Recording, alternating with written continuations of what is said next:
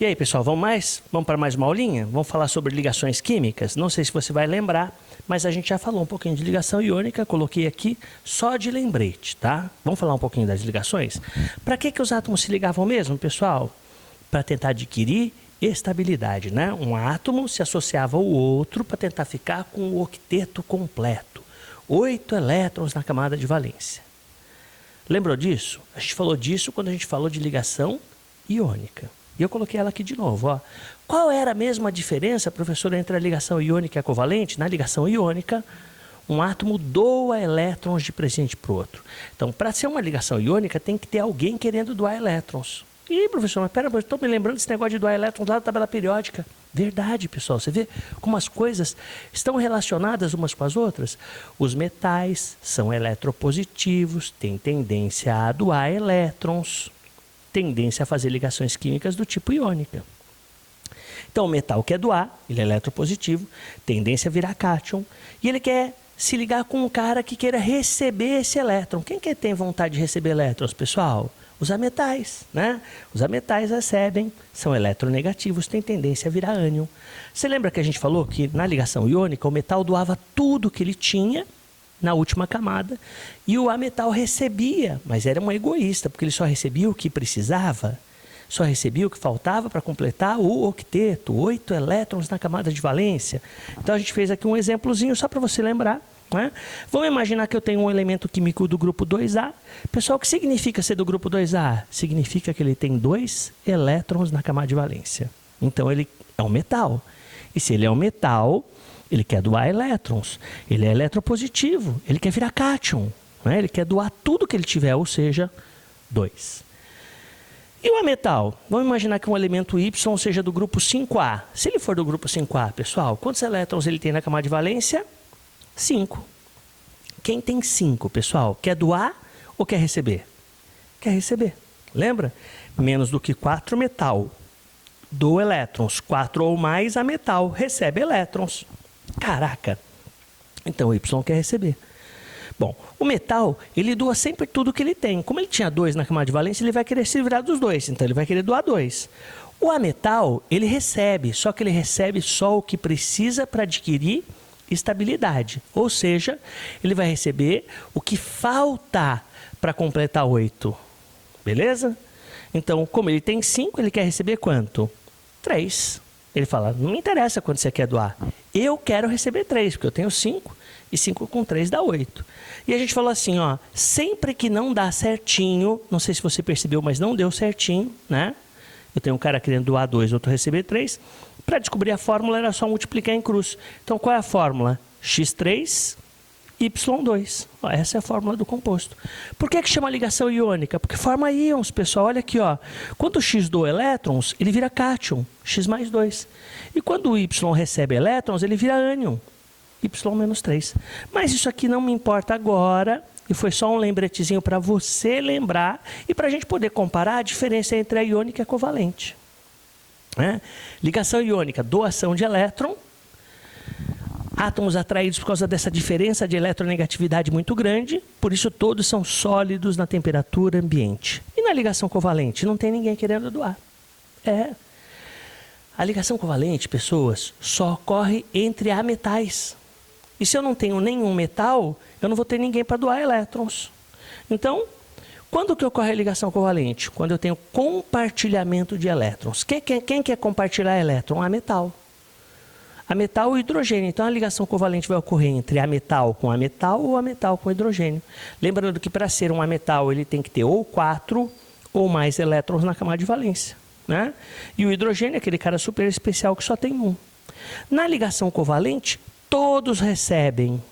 E todos recebem o que falta para completar o octeto. Então, se eu tenho 5, eu quero receber 3. Se eu tenho 7, eu quero receber 1. Tudo bem, pessoal? Se eu tenho 6, eu quero receber 2. Se eu tenho 4, eu quero receber 4. Beleza?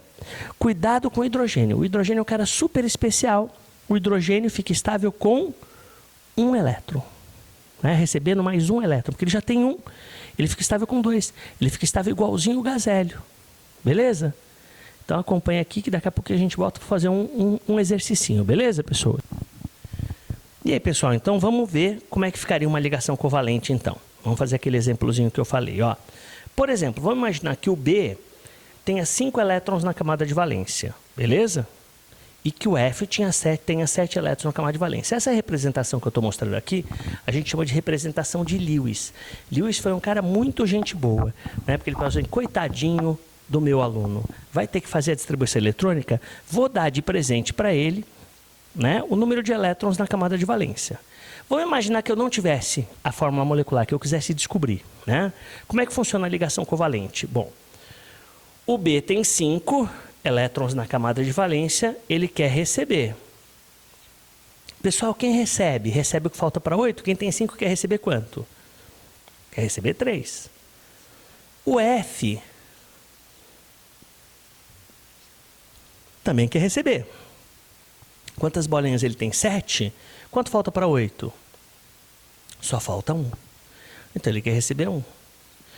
Deu certinho? Não, então é igualzinho na ligação iônica. Só que na ligação iônica tinha um cara doando e o outro recebendo. Agora todos recebem, ó. E a hora que você multiplicar em cruz para descobrir a fórmula, que fórmula você vai chegar? BF3. Sussa, pessoas. Hã? Esse BF3 é a fórmula molecular. Beleza? Fórmula molecular. Só que na ligação covalente não tem só fórmula molecular. Ele vai perguntar para você qual tipo de ligação, você vai falar covalente, qual é a fórmula molecular, BF3, e ele vai perguntar eletrônica e estrutural. Como é que eu monto uma fórmula eletrônica? Olha que fácil, pessoal. Essa provavelmente é a pergunta mais fácil. Ainda mais que eu estou te fornecendo o diagrama de Lewis, que são essas bolinhas aqui, ó. Caras iguais não se ligam entre si, então eu pego o cara que é diferente e boto sempre no meio, ó. Então quem é o diferente? O B, porque tem 3 Fs. E aí eu vou colocar os Fs em volta do B, ó. 3 Fs em volta do B, porque eu tenho 3 Fs, ó. E aí eu vou pintar as bolinhas. Só, pessoal, só vou pintar. Não vou mostrar o compartilhamento, não vou fazer nada, ó. Então, em volta do B eu vou colocar 5 bolinhas. Em volta do F eu vou colocar 7 bolinhas. E acaba que o exercício se chama fórmula eletrônica. Viu? Muito mais fácil que a estrutural. Qual é a diferença da eletrônica para a estrutural? A estrutural se compromete com a ligação química. Ele quer que você mostre quantas ligações estão sendo feitas, quantos compartilhamentos estão sendo feitos, né? Então vem aqui comigo, ó. O flúor tem quantas bolinhas em volta dele? Tem 7 bolinhas, ó. Então quem tem 7 precisa compartilhar quantos elétrons? 1. Cada pauzinho desse representa um compartilhamento de elétrons. Quer dizer que tem um elétron aqui, ó, e um elétron aqui, ó. Então, o flúor que já tinha 7, com esse elétron do boro fica com 8, ó. Então, é como se ele tivesse feito, o que eu vou fazer agora não é para você fazer, hein? Ó, é como se eu tivesse feito a ligação aqui, ó. Olha que bonitinho, ó. Essa ligação aqui fosse uma ligação covalente, ó. Esse pauzinho aqui representado por esse retângulozinho que eu fiz, viu? Então, esse elétron passou a valer para os dois. O B que tinha 5, com essa ligação ficou com 6. Bom, o flúor só pode fazer uma ligação, né? Ele tem 7 com uma 8, 7 com uma 8. E o B, que já tinha 5, 6, 7, 8, viu? Então, a fórmula estrutural mostra esse pauzinho, né? Essa ligação covalente, que a gente chama de ligação covalente comum. Por que, professor, tem uma ligação covalente incomum? Tem, pessoal, chama ligação covalente dativa ou coordenada. Então, o que é uma ligação dativa ou coordenada? O que é uma ligação incomum? Por que incomum? Bom, a ligação covalente não é um compartilhamento de elétrons? Ele compartilha comigo e eu compartilho com ele? Então, imagine um monóxido de carbono. Eu sei que esse composto existe, você sabe que esse composto existe. Ele sai do escapamento do carro, né? Um gás tóxico. A gente usa o catalisador para diminuir a quantidade de monóxido de carbono que é expelida pelo automóvel. Ó, o carbono tem 4 na camada de valência, 4 bolinhas. O oxigênio tem 6 na camada de valência, 6 bolinhas. Beleza? Se o oxigênio fizer uma ligação com o carbono, ele que tinha 6 fica com 7. E o carbono que tinha 4 fica com 5. Se o oxigênio fizer mais uma ligação, o que vai acontecer? Bom, o oxigênio com essas duas ligações fica com 6, 7, 8. Fica estável. Mas o carbono não fica, pessoas. Pode ver, ó. O carbono fica com 1, 2, 3, 4, 5, 6. Olha que droga, pessoal. O carbono tem 6 na camada de valência. O oxigênio tem 8. Não estão os dois estáveis. Não é essa a intenção da ligação química? Os dois adquirirem estabilidade? Então, o que vai acontecer aqui? Para deixar esse carbono estável, o oxigênio vai deixar ele utilizar um parzinho de elétrons. Então, olha como vai dar certinho, ó. 1, 2, 3, 4, 5, 6, 7, 8.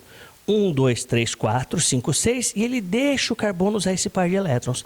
Essa ligaçãozinha que eu fiz aí com a ligação especial, porque o carbono está usando os elétrons do oxigênio sem que o oxigênio use elétron nenhum dele, ó. Um compartilhamento isolado de elétrons. É representado por uma setinha. Por enquanto pode, tá, pessoal? Aí o PAC não quer mais que represente. Daqui a um tempo não vai mais poder representar. Vai representar por um pauzinho comum. Eu gosto da setinha, que é para mostrar para você que não é uma ligação normal. É uma ligação dativa. E quem está cedendo esse par eletrônico, ó, porque ligação dativa é sempre de par de elétrons, é o oxigênio.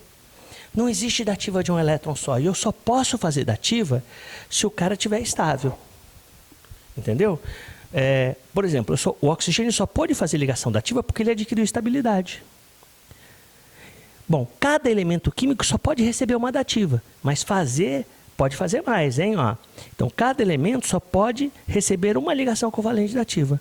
Um elemento pode fazer mais do que uma dativa. Como assim, professor? Espera um pouquinho que eu vou te mostrar. Aguenta a mão aí.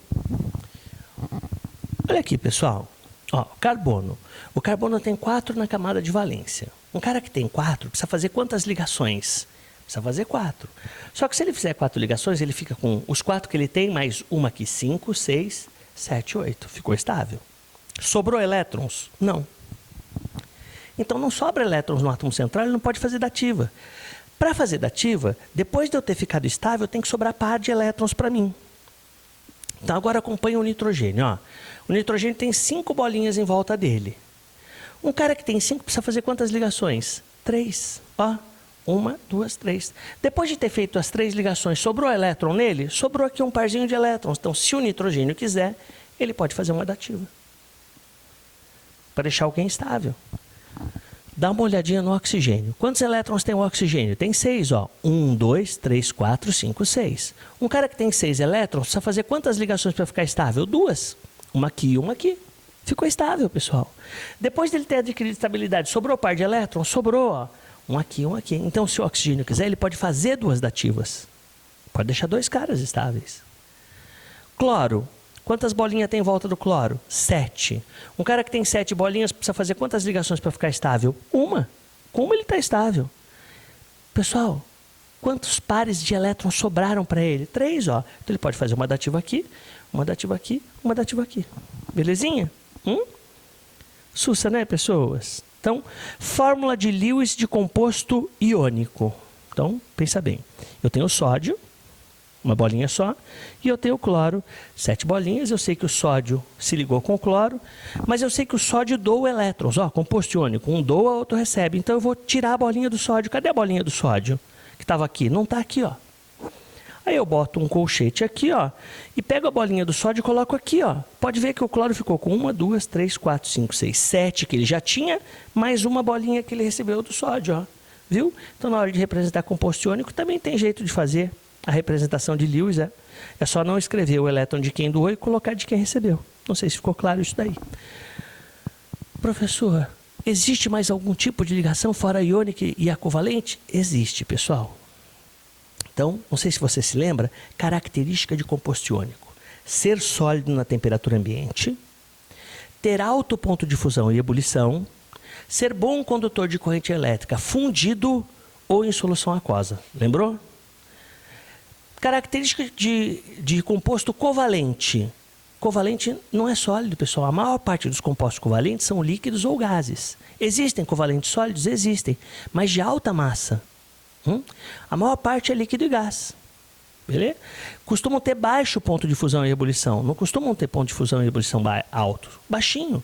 E não costumam conduzir corrente elétrica. Não costumam. Tem exceção? Tem. Né? A mais comum são os ácidos. Os ácidos, quando colocados na água, viram íons. Não é o normal. Né? A gente vai aprender isso aí mais para frente com o nome de ionização, que é quando o cara não é iônico, mas colocado na água vira íon. Mas nos compostos covalentes, a maior parte não conduz corrente elétrica. Bom, então tem uma ligação que chama metálica. Os compostos metálicos, a maior parte são sólidos. Né? Então, confunde um pouquinho com a iônica, né? Porque o composto metálico é sólido, o composto iônico também é sólido. Mas como é que eu caracterizo que a ligação é metálica e não é iônica? Fácil. Para ser uma ligação metálica, tem que ser metal com metal. Então, só vai ter, normalmente, um tipo de átomo. Só alumínio, só ferro. Isso é uma dica. É sempre assim? Não, porque pode ter liga metálica. O que acontece quando você junta os metais? Os elétrons de valência deles ficam todos na parte externa. E aí a gente diz que tem um mar de elétrons livres. O que significa isso? Significa que esses elétrons estão soltos, frouxos. Quando eu aplico uma tensão, esses elétrons começam a caminhar em linha reta. Então os metais são os únicos compostos que conduzem corrente elétrica no estado sólido. Viu a diferença? Composto iônico, bom condutor de corrente elétrica fundido ou em solução aquosa. Cara que faz ligação metálica, metais em geral, bons condutores de corrente elétrica no estado sólido. Isso é característica de elemento metálico, beleza? Bons condutores de corrente elétrica porque tem mar de elétrons livres. Existe a possibilidade de um metal se juntar com outro metal diferente? Existe, para formar as tais das ligas metálicas, mas geralmente são homogêneas, né? Belezinha? É isso aí. Cai muito? Não. Mas ligação covalente cai, porque da ligação covalente vão surgir as coisas que mais caem na FUVEST, na Unicamp, na Unesp, de atomística e geral juntas, que é o quê? Forças intermoleculares e polaridade, que vai ser uma aula posterior. Beleza, pessoas? Valeu até agora. Brigadão. Continue estudando. Daqui a pouquinho a gente entra com uma aula nova. Beleza?